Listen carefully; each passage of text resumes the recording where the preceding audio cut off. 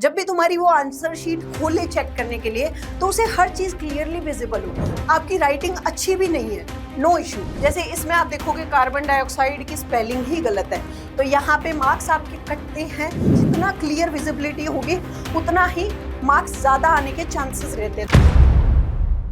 आज हम बात करने वाले एक नेशनल इशू के बारे में। यहाँ हर स्टूडेंट की यही प्रॉब्लम है कि मैम पढ़ाई कर ली, रिवीजन कर लिया, क्वेश्चन प्रैक्टिस कर ली, अब एग्जाम को अटेम्प्ट कैसे करें? क्या ऐसा आंसर शीट में लिख दें कि भैया एग्जामिनर का दिल गार्डन गार्डन हो जाए? मैम कौन सी ऐसी स्ट्रैटेजी हो जिससे जब हम पेपर अटेम्प्ट करें तो एग्जामिनर एकदम खुश हो जाए? मैम हमारी हैंडराइटिंग नहीं अच्छी, स्पेलिंग मिस्टेक हो जाती है, तरह तरह की प्रॉब्लम्स आप लोग की है। तो अब इसका सॉल्यूशन क्या है? क्या एक प्रॉपर स्ट्रैटेजी होनी चाहिए आपके बोर्ड के एग्जाम्स है उनको अटेम्प्ट करने के लिए? तो चलो आज इसी पे बातचीत कर लेते हैं। एग्जाम बिल्कुल सिर पे है, तो अब ये स्ट्रैटेजी आपको पता होनी चाहिए। So hi everyone, myself doctor Chelsea, your biology educator and a dental surgeon. Welcome to Infinity Foundation. तो सबसे पहले हम लोग बात कर लेते हैं कि आखिर प्रॉब्लम कहाँ है, कौन सी ऐसी प्रॉब्लम्स है जो हर स्टूडेंट फेस करता है। देखो, या तो हैंडराइटिंग इशू आ जाता है कि किसी बच्चे की हैंडराइटिंग सही नहीं है, मैम हमारी हैंडराइटिंग इतनी गंदी है कि मैम उसको इम्प्रोवाइज कैसे करें, है ना। या फिर प्रॉब्लम आती है कि मैम स्पेलिंग मिस्टेक हो जाती है, पेपर ही छूट गया, मैम अटेम्प्ट कर रहे थे, लिखते लिखते पेपर ही रह गया, अटेम्प्ट ही नहीं कर पाए पूरा। या फिर मैम मैंने तो पूरा पेपर किया था लेकिन मार्क्स उतने नहीं आए, मैंने तो अपनी जान में बहुत सही तरीके से पेपर अटेम्प्ट किया था फिर भी मार्क्स नहीं आए, पता नहीं क्या रीजन था, है ना। इस तरह की प्रॉब्लम्स कुछ स्टूडेंट्स की रहती है। अब देखो, आंसर राइटिंग टिप्स कुछ जान लो। देखो, सबसे पहले जब भी तुम आंसर लिख रहे हो हमेशा पॉइंटर्स में आंसर लिखो। तुम्हें ना एग्जामिनर के साइकोलॉजी से खेलना है। कैसे? कि एग्जामिनर को परेशान नहीं करना है। जब भी तुम्हारी वो आंसर शीट खोले चेक करने के लिए तो उसे हर चीज क्लियरली विजिबल हो। कि अगर तुमने आंसर लिखा है तो पॉइंटर में लिखा है, कि वो पॉइंटर्स जैसे ही देखेगा तो उसे समझ आ जाएगा कि बच्चे को आता है, इसने क्या क्या कंटेंट लिखा है ना।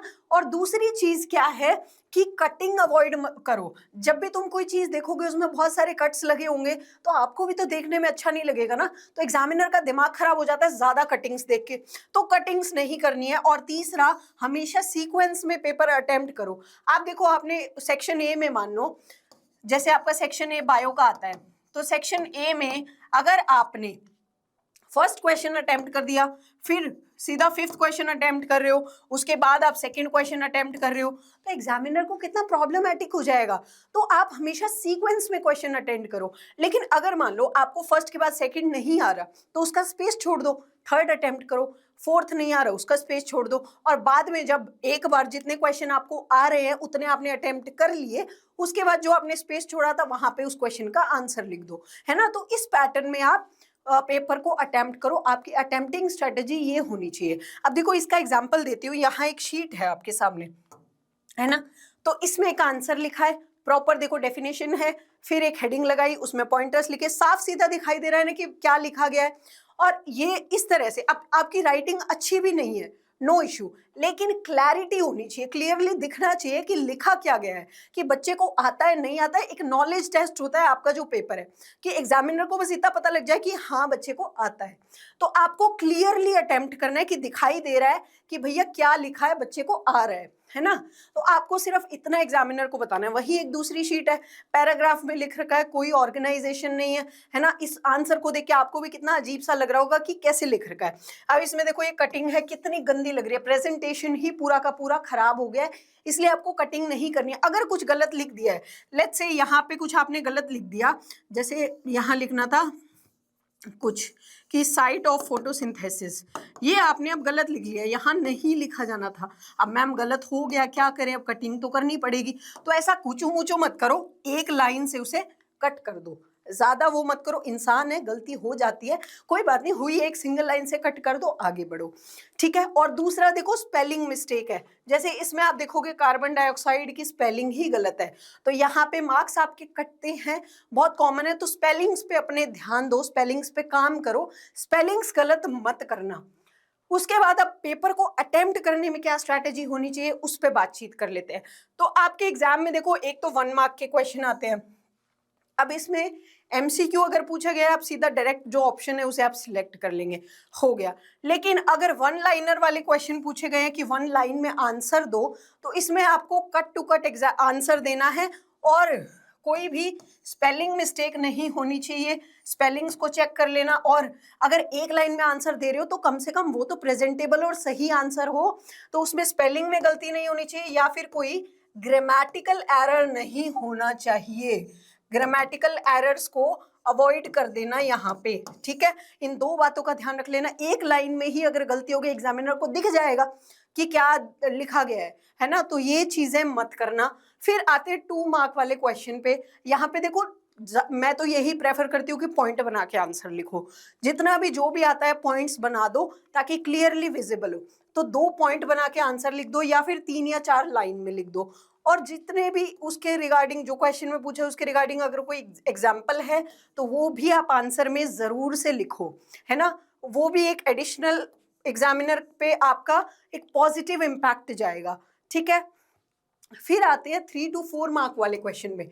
इसमें भी हर क्वेश्चन में पॉइंटर्स बनाओ जहां पॉसिबल है, ठीक है। तो यहाँ भी 3 या 4 पॉइंट में आंसर लिखो और इसके रिगार्डिंग, क्योंकि 3 to 4 मार्क्स का क्वेश्चन है, तो कोई भी रेलेवेंट डायग्राम है, कोई भी रेलेवेंट एग्जाम्पल है वो जरूर लिखना, है ना। क्योंकि डायग्राम के मार्क्स जो होते हैं ना आपके फ्री के मार्क्स होते हैं कि आपने बनाया, तो एग्जामिनर का दिल गार्डन गार्डन हो जाता है जैसे ही डायग्राम देखता है कि भैया बच्चे ने एफर्ट करे हैं, मार्क्स देने तो बनते हैं, है ना, डिजर्व करता है ये बच्चा। तो मार्क्स, ये जो मार्क्स है इनको मत छोड़ना। जहां भी आपको लगे कि इसमें डायग्राम बन सकता है, डायग्राम जरूर से बनाना, है ना। और लेबलिंग अच्छे से कर देना। डायग्राम के रिगार्डिंग अगर आपको वीडियो चाहिए, चैनल पे ऑलरेडी वीडियो अपलोडेड है, डायग्राम्स कैसे बनाने और डायग्राम्स बनाते हुए किन चीजों का ध्यान रखना है, जाके आप देख लेना वहां पे, ठीक है। तो 3-4 पॉइंटर्स बना के आपको आंसर लिखने हैं। उसके बाद जो आपका 5 मार्क का क्वेश्चन आता है, जो लॉन्ग आंसर टाइप क्वेश्चन आते हैं, इनमें आपको क्या करना है, यहाँ भी आपको पॉइंट बनाना है। जैसे मैंने इनिशियली दिखाया था एक स्लाइड में आपको, देखो उसी में बात कर लेते हैं। जैसे इसमें दिखाया कि फोटोसिंथेसिस डेफिनेशन लिखी, है ना, फिर कौन से मटेरियल रिक्वायर्ड है पॉइंटर लिखे, फिर साइट ऑफ फोटोसिंथेसिस। तो इसी तरह पॉइंट्स में लिखना, हर स्टेप को स्टेप बाय स्टेप पॉइंट्स में डिवाइड करके लिखते जाना। या कहीं कोई फ्लो चार्ट है तो फ्लो चार्ट की फॉर्म में लिखना। जितना क्लियर विजिबिलिटी होगी उतना ही मार्क्स ज्यादा आने के चांसेस रहते हैं। तो पॉइंटर्स बना देना, जो भी रेलेवेंट डायग्राम है, एग्जांपल्स है, वो ऐड जरूर से करना, छोड़ना नहीं। ऐसा मत सोचना कि मैं क्यों लिखूं, पूछा नहीं पूछा है तो भी लिख दो। एग्जामिनर को अच्छा इम्पैक्ट जाएगा, आपकी एक जो इम्प्रेशन है वो अच्छा जाएगा, ठीक है। तो अगर इम्प्रेशन अच्छा होगा तो वो मार्क्स देगा, है ना। और जो भी इंपॉर्टेंट टर्म्स है, इंपॉर्टेंट कीवर्ड्स है, उनको अंडरलाइन जरूर से कर देना, है ना। जैसे भी आपको लगता है कि कोई टर्म आ गई, कोई इंपॉर्टेंट कीवर्ड है आप लिख रहे हो, तो वहां अंडरलाइन कर देना ताकि एग्जामिनर का ध्यान जाए आपने आंसर में लिखा क्या है। जो वर्ड्स अंडरलाइन, पूरे आंसर को अंडरलाइन नहीं करना है, जो भी इंपॉर्टेंट आपको लगता है उसे अंडरलाइन कर देना ताकि एग्जामिनर की नजर जाए वहां, है ना।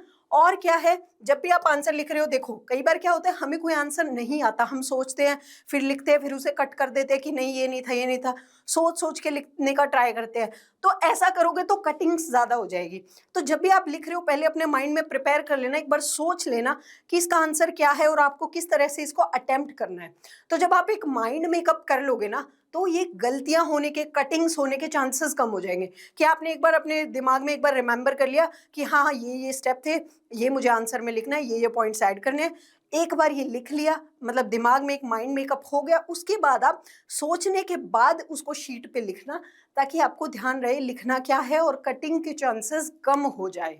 और उसके बाद सबसे हमारा रामबाण हैक अगर माने, एग्जाम हैक, अगर कुछ क्वेश्चन ऐसे भी होते हैं एग्जाम में जो आपको नहीं आते, तो आपको नहीं आ रहा तो इन क्वेश्चन को आप पॉइंटर्स में अटेम्प्ट मत करो, इनको आप पैराग्राफ में लिखो, है ना। एक पैराग्राफ बना के जो भी उस टॉपिक से, उस क्वेश्चन से रिगार्डिंग आपको चीजें पता है वो उसमें लिख देना और पैराग्राफ फॉर्म में लिखना, नीट एंड क्लीन लिख देना, है ना। तो एग्जामिनर को थोड़ा अच्छा लगेगा देख के, और सीक्वेंस में अटेम्प्ट करना, ठीक है।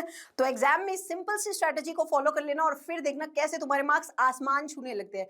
ओके गाइज, बहुत कम टाइम बचा है बोर्ड्स में, आग लगा दो। Good luck for your exam.